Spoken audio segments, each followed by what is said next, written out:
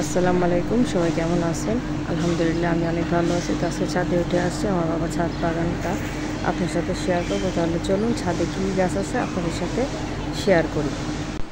আর আজকের আবহাওয়াটা আসলে অনেক সুন্দর, বাতাস, তারপরে রোদ নাই, ভালো লাগতেছে, সেই জন্য ছাদে উঠলাম। আর খুব সুন্দর পাখির ডাক।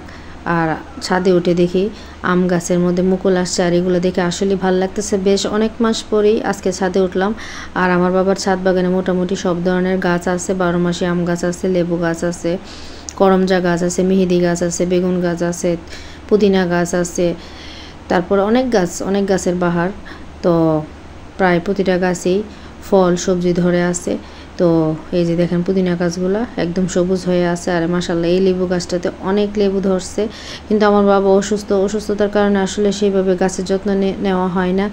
আর বাবার হাতের স্পর্শ ছাড়া আসলে গাছগুলো সতেজ হয় না।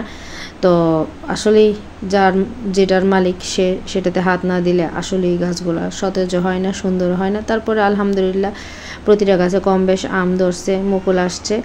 তো এই গাছে এখানে পেয়ারা গাছ, তো পেয়ারা গাছেও কয়েকটা পেয়ারা আসছে। আর এই যে দেখেন বাহারি ফুল, অনেক সুন্দর লাগতেছে এই গাছটা, প্রচুর ফুলে ভরা।